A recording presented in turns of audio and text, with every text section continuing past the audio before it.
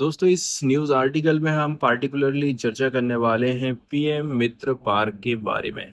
ठीक है। हाल फिलहाल में देखा जाए दोस्तों, अभी टेक्सटाइल सेक्टर को मजबूती प्रोवाइड करने के लिए प्रधानमंत्री नरेंद्र मोदी की तरफ से कुछ कदम उठाए गए हैं। इसी में एक अगला कदम है पार्टिकुलरली धार वाला पीएम मित्रा पार्क। अभी हाल फिलहाल में इसका इनॉग्रेशन किया गया है। सरकार का कहना है कि ऐसे 7 पार्क में से ये एक है जिसे मिनिस्ट्री ऑफ टेक्सटाइल ने अप्रूव किया है। इसके अलावा भी बाकी साइट है जैसे कि तमिलनाडु, विरुधनगर, तेलंगाना में वारंगल, गुजरात में नवसारी, कर्नाटका में कालबुर्गी, उत्तर प्रदेश में लखनऊ है, महाराष्ट्र में अमरावती। मतलब इंडिया टेक्सटाइल इंडस्ट्री को स्ट्रेंथन करने के लिए अलग अलग स्टेट में इंटीग्रेटेड टेक्सटाइल हब बनाए जा रहे हैं। इसके अलावा 5F थीम एंड इन्वेस्टमेंट की यदि हम बात करें दोस्तों, 5F थीम पर सरकार योजना लेके आई है। मतलब फार्म, फार्म से फाइबर, फाइबर से फैक्ट्री, फैक्ट्री से फैशन, फैशन से फॉरेन। सरकार हर चीज को इसमें कवर करेगी। इसका मतलब ये हो गया है कि कपड़ा प्रोडक्शन प्रोसेस पूरी तरह से इंटीग्रेटेड होगा, खेत से लेकर के एक्सपोर्ट तक। मध्य प्रदेश सीएम मोहन यादव ने बताया है कि धार पार्क के लिए 23,000 करोड़ से ज्यादा प्रपोजल आए हैं 114 टेक्सटाइल कंपनीज की तरफ से। इसका मतलब ये है टेक्सटाइल सेक्टर में बहुत बड़ा इंडस्ट्रियल इन्वेस्टमेंट आना है।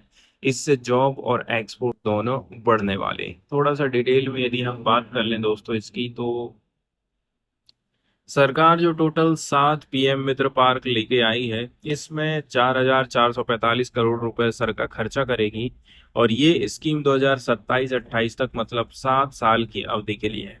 इसका मतलब ये है कि टेक्सटाइल सेक्टर को बूस्ट करने के लिए 7 स्टेट में इंटीग्रेटेड पार्क बनाए जा रहे हैं, जिन पर बड़ा फाइनेंशियल एलोकेशन किया गया है। इसके अलावा स्कीम के टारगेट की बात करें, इन्वेस्टमेंट प्लस जॉब। पीएम मित्र स्कीम का उद्देश्य है 70,000 करोड़ का इन्वेस्टमेंट अट्रैक्ट करना। सरकार ने खर्चा कितना करी है? 4,445, लेकिन आएगा कितना? 70,000 करोड़।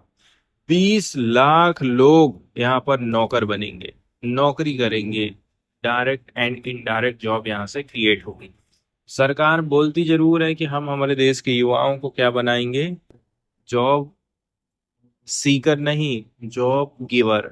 लेकिन कुल मिलाकर के बात वही आ जाती है कि ठेकेदारी में काम करवाओ 8,000 10,000 रुपए में, परमानेंट जॉब देता कौन है? स्कीम के टारगेट की यदि हम बात करें दोस्तों, तो लगभग लगभग 20 लाख जॉब इससे क्रिएट होने का अंदाजा बताया जा रहा है।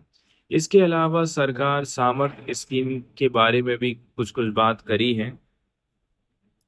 गवर्नमेंट एक और स्कीम चला रही है जिसका नाम है सामर्थ scheme for capacity building in textile sector, जिसका उद्देश्य है डिमांड ड्रिवन, मतलब बाजार की जरूरत के हिसाब से, और प्लेसमेंट ओरिएंटेड स्किल प्रोग्राम चलाना। इंडस्ट्री के जॉब क्रिएशन इफोर्ट को सपोर्ट करना, टेक्सटाइल वैल्यू चेन को कवर करना। लेकिन इसमें स्पिनिंग और वीविंग सेक्टर बाहर है। इसके बाद जो सामर्थ है, इसको पूरे पैन इंडिया में इम्प्लीमेंट किया जाएगा। सामर्थ्य स्कीम पूरे भारत में लागू है। जैसे हरियाणा स्टेट में 26 इम्प्लीमेंटिंग पार्टनर काम कर रहे हैं, 80 एक्टिव ट्रेनिंग सेंटर हैं, एंट्री लेवल ट्रेनिंग प्रोग्राम चल रहे हैं, अप स्किलिंग और रीस्किलिंग ट्रेनिंग प्रोग्राम चलाए जा रहे हैं। इसके अलावा एक्सपोर्ट प्रमोशन सपोर्ट भी सरकार कर रही है टेक्सटाइल इंडस्ट्री को। गवर्नमेंट अलग अलग एक्सपोर्ट प्रमोशन काउंसिल और ट्रेड बॉडी को फाइनेंशियल सपोर्ट प्रोवाइड करती है। इससे ट्रेड मेले, प्रदर्शनियां, एग्जीबिशन जिसको बोला है, बायर सेलर की मीटिंग, इसमें पार्टिसिपेशन होता है नेशनल और इंटरनेशनल लेवल पर।